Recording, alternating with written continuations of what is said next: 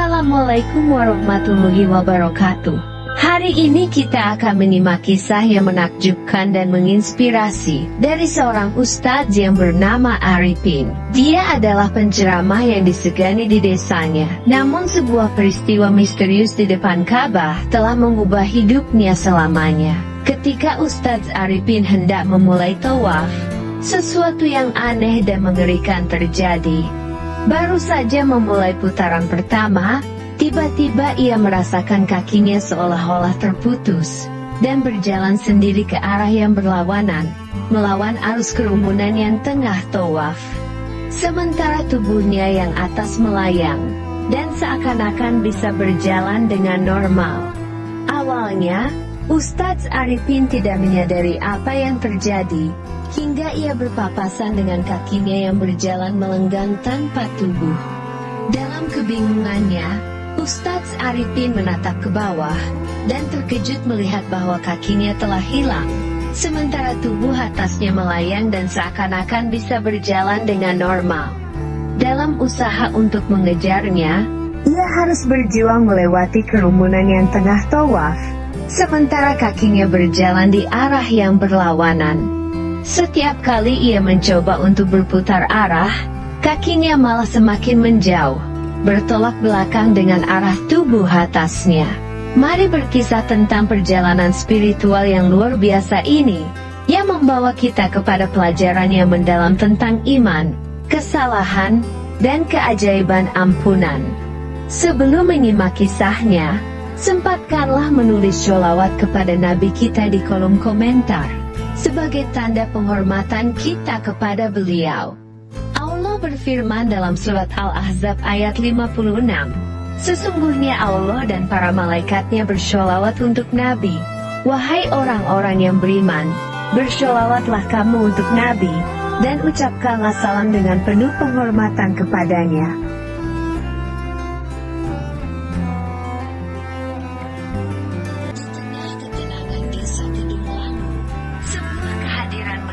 Memberi cahaya spiritual bagi penduduknya. Desa yang terletak di Jawa Tengah ini, penuh dengan pepohonan rindang dan suasana damai, menjadi tempat tinggal seorang pemuka agama yang sangat dihormati, Ustadz Arifin. Sosoknya tak pernah lepas dari panggilan untuk memberikan ceramah, dan tak heran, kemampuan merangkai kata-katanya membuat setiap ceramah yang disampaikannya begitu menarik dan penuh makna. Setiap hari, Ustadz Arifin tak pernah absen dari kegiatan memberikan pencerahan kepada warga desa. Dengan suaranya yang lembut namun penuh keyakinan, ia membagikan harta karun spiritual, berupa zikir dan doa yang dapat menenangkan hati dan pikiran. Ustadz Arifin dikenal karena sering memberikan amalan-amalan doa dan zikir yang beragam. Misalnya, zikir penarik rezeki atau jabatan, yang dipercaya mampu membuka pintu rezeki bagi siapa saja yang mengamalkannya. Ada juga doa 1000 kali agar cepat mendapat jodoh, yang menjadi harapan bagi para pemuda dan pemudi yang ingin segera menemukan belahan jiwanya.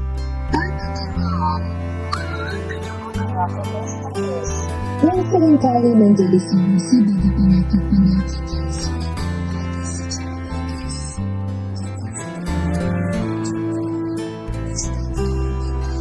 Inspirasi dan memberikan harapan, tetapi juga membawa ketenangan dan keyakinan kepada para pendengarnya. Dia menjadi sosok yang dicari-cari oleh masyarakat yang haus akan ilmu dan hikmah, menjadikannya pilar spiritual yang kokoh di desa Kedung Langu. Dalam kesibukannya yang tak pernah surut, Ustadz Arifin terus berdakwah dengan semangat yang menggebu. Amplop-amplop salam tempel yang dikumpulkannya dari berbagai undangan ceramah menjadi semakin banyak. Hingga suatu hari, terkumpullah sejumlah isian amplop yang cukup untuk memenuhi impian Ustadz Arifin untuk berangkat haji. Sementara menunggu tahun keberangkatannya, Ustadz Arifin semakin gencar dalam memberikan ceramah, amalan doa, zikir, tirakat,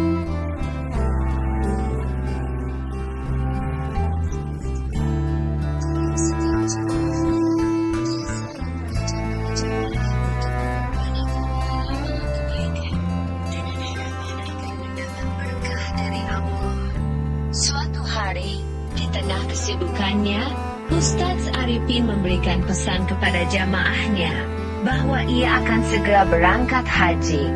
Dengan tulus, ia menawarkan diri agar jamaah menitipkan doa-doa mereka di depan Ka'bah yang mulia.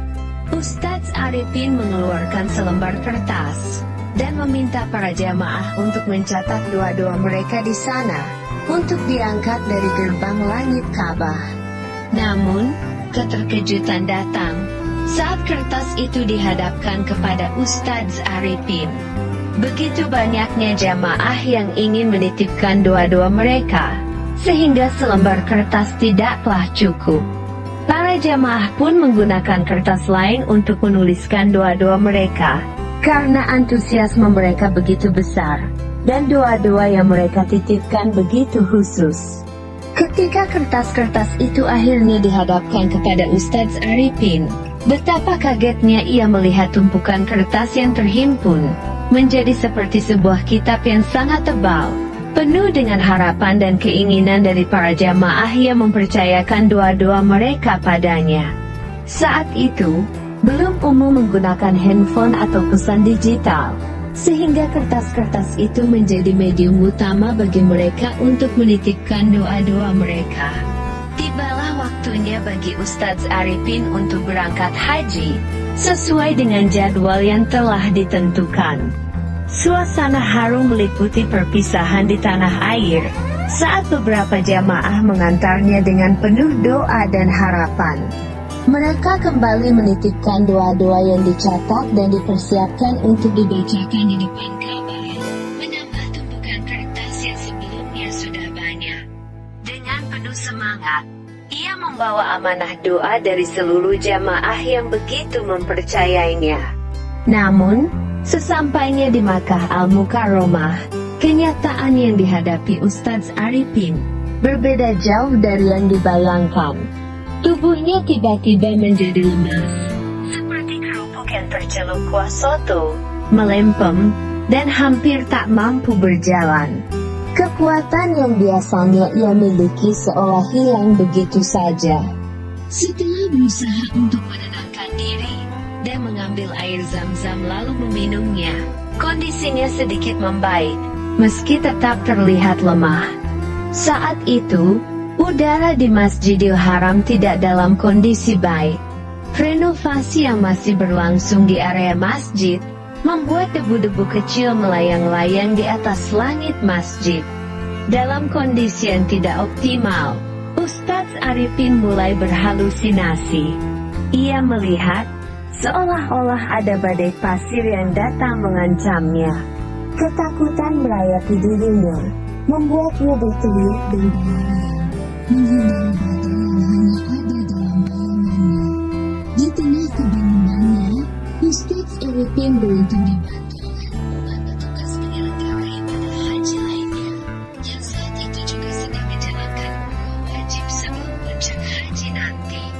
Dengan bantuan mereka, Ustadz Arifin berhasil ditenangkan dan dibawa ke tempat yang lebih aman. Dukungan dan perhatian dari para petugas memberikan sedikit ketenangan baginya di tengah situasi yang begitu menegangkan. Suatu hari, ketika Ustadz Arifin sudah sedikit pulih dari keterpurukan sebelumnya, ia memutuskan untuk kembali melantai di pelataran Ka'bah. Di sana, sudah menanti sejumlah titipan doa dari keluarga dan jamaah yang harus ia langitkan. Doa-doa ampunan hendak diminta, serta rangkaian ibadah haji dan umroh yang harus sempurnakan. Semuanya terhimpun dalam kertas-kertas yang terbawa dari tanah air. Namun, ketika Ustadz Arifin mengeluarkan kertas-kertas titipan doa dari jamaah, ia terdiam sejenak. Pikirannya berkecamuk. Berapa lama aku harus membacakan semua doa ini? Duh, ini bisa makan waktu berhari-hari. Dalam kebingungannya, Ustadz Arifin merenung sejenak, mempertimbangkan opsi-opsi yang ada. Akhirnya, dengan penuh pertimbangan, ia memutuskan untuk tidak membacakan semua doa itu di depan Ka'bah. Ia sadar bahwa tugasnya di sana bukanlah untuk menghabiskan menghabiskan waktu membacakan doa-doa yang begitu banyak. Dengan hati yang berat, ia hanya memilih-milih doa dari keluarganya saja, sambil mengucapkan doa-doa yang umum dan mendasar bagi semua jamaah. Selebihnya, kertas-kertas kumpulan titipan doa itu, meskipun berat hati, Ustadz Arifin memutuskan untuk membuangnya. Baginya, membawa beban yang begitu berat dari kertas-kertas doa yang tidak bisa diwujudkan dalam waktu yang terbatas, bukanlah pilihan yang bijak. Keputusannya itu, meskipun sulit, diambil dengan harapan agar ia dapat menjalankan tugasnya dengan lebih efisien dan penuh keikhlasan di hadapan Ka'bah yang suci. Rangkaian ibadah Ustadz Arifin dimulai dengan tawaf, mengelilingi Ka'bah sebanyak 7 kali, dilanjutkan dengan sa'i, yaitu berjalan dari Bukit Safa ke Bukit Marwah sebanyak 7 kali, dan diakhiri dengan tahallul. Saat itu, cuaca lebih bersahabat, memberikan kenyamanan bagi jamaah yang tengah menjalankan ibadah suci ini. Namun, ketika Ustadz Arifin hendak memulai tawaf, sesuatu yang aneh dan mengerikan terjadi. Baru saja memulai putaran pertama, tiba-tiba ia merasakan kakinya seolah-olah terputus, dan berjalan sendiri ke arah yang berlawanan, melawan arus kerumunan yang tengah tawaf. Sementara tubuhnya yang atas melayang, dan seakan-akan bisa berjalan dengan normal. Awalnya, Ustadz Arifin tidak menyadari apa yang terjadi, hingga ia berpapasan dengan kakinya yang berjalan melenggang tanpa tubuh. Dalam kebingungannya, Ustadz Arifin menatap ke bawah, dan terkejut melihat bahwa kakinya telah hilang, sementara tubuh atasnya melayang dan seakan-akan bisa berjalan dengan normal. Dalam usaha untuk mengejarnya, ia harus berjuang melewati kerumunan yang tengah tawaf, sementara kakinya berjalan di arah yang berlawanan. Setiap kali ia mencoba untuk berputar arah, kakinya malah semakin menjauh, bertolak belakang dengan arah tubuh atasnya. Akhirnya dengan hati yang berat, Ustadz Arifin menjauh dari kerumunan tawaf, dan mencari tempat yang agak sepi dan tenang. Di sana, ia bersimpuh, dan air matanya membanjiri lantai marmer Masjidil Haram, meratapi kejadian yang tak terduga ini. Kejadian yang menakutkan dan misterius itu, membuatnya merasa hancur dan terpaku dalam ketakutan yang tak terucapkan. Tiba-tiba, seorang pria dengan wajah yang tenang dan diselimuti cahaya yang memancar, mendekat dan menepuk bahu Ustadz Arifin dengan lembut. Ustadz Arifin segera tersadar dari tangisannya, dan matanya terbuka lebar saat melihat pria misterius itu. Ustadz Arifin merasa gugup, tidak tahu dari mana pria itu berasal, atau bahasa apa yang digunakannya. Wajahnya menunjukkan ciri-ciri seorang Arab, tetapi dari bagian Arab mana dia berasal, Ustadz Arifin tidak tahu. Namun sebelum Ustadz Arifin bisa bertanya atau berbicara, pria misterius itu tersenyum, memancarkan kehangatan yang menenangkan, seolah-olah mencegah Ustadz Arifin untuk berbicara. Dalam bahasa Arab yang mengalir lembut, pria misterius itu mengatakan 2 penggal kalimat. Ya ayyuhalladzina amanu wa lima taquluna ma la taf'aluna. Kabura maqtan 'indallahi an taqulu ma la taf'aluna. Ustadz Arifin, meskipun awalnya tidak sepenuhnya memahami arti kata-kata itu karena saking gugupnya, merasa getarannya, ia mengerti bahwa pesan yang disampaikan oleh pria misterius itu sangatlah penting. Setelah itu, pria misterius itu bangkit dan perlahan menjauh, seolah-olah menghilang dari pandangan mata Ustadz Arifin dengan cepat, bahkan melayang dari lantai marmer Masjidil Haram. Ustadz Arifin terperanjat sesaat, mencoba memahami kejadian yang baru saja dialaminya. Namun dalam kebingungannya, ia sadar bahwa pesan yang disampaikan oleh pria misterius itu pastilah sangatlah penting, dan ia mencoba mengingatnya. Ustadz Arifin menyadari bahwa kata-kata yang didengarnya adalah ayat-ayat dari Al-Quran, Surah As-Saff ayat 2-3. Artinya, wahai orang-orang yang beriman, mengapa kamu mengatakan sesuatu yang tidak kamu kerjakan? Sangat besarlah kemurkaan di sisi Allah, bahwa kamu mengatakan apa yang tidak kamu kerjakan. Kata-kata ini menusuk hatinya seperti tombak, menyadarkannya akan kesalahannya. Dengan hati yang penuh penyesalan, Ustadz Arifin menangis sejadi-jadinya. Air matanya membasahi pakaian ihramnya, hingga basah kuyup seperti kehujanan.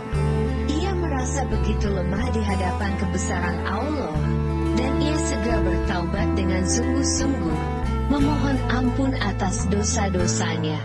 Karena kelelahannya melanda, Ustadz Arifin akhirnya tertidur di lantai Masjidil Haram. Dalam mimpinya, ia bertemu dengan kakinya yang berbicara kepadanya, "Aku hanya akan mengikuti apa yang kamu pikirkan, dan akan hanya berjalan di jalan Allah, jalan yang lurus, dan jalan yang diridhnya." Dengan mata yang sedikit terbuka, Ustadz Arifin segera tersadar dari tidurnya di lantai Masjidil Haram. Dan betapa besar keheranannya ketika ia melihat bahwa kakinya sudah kembali seperti semula, tanpa cacat atau luka sedikit pun. Merasakan keajaiban yang baru saja dialaminya, ia merasa penuh syukur kepada Allah atas rahmat-Nya yang tak terhingga. Setelah kembali dari Makkah, Ustadz Arifin dengan tulus menceritakan pengalamannya kepada para jamaah. Dengan penuh kerendahan hati, ia meminta maaf atas kesalahan dan ketidaktelitiannya yang telah terjadi. Namun lebih dari itu, ia berbagi hikmah dari pengalamannya yang menakjubkan tersebut. Ustadz Arifin mengajarkan kepada para jamaahnya, pentingnya untuk tetap berpegang teguh pada prinsip-prinsip agama, baik dalam perkataan maupun perbuatan. Ia menekankan bahwa setiap ucapan harus disertai dengan tindakan yang konsisten, sesuai dengan ajaran yang telah diajarkan dalam agama Islam. Pengalaman yang ia alami merupakan pengingat bagi semua orang untuk senantiasa berhati-hati dalam kata-kata dan perbuatan, serta untuk selalu mengikuti jalan yang lurus di bawah ridho Allah. Demikianlah kisahnya, kurang lebihnya mohon maaf. Jangan lupa subscribe dan tulis sholawat kepada Nabi. Wallahu a'lam bishawab. Wassalamualaikum warahmatullahi wabarakatuh.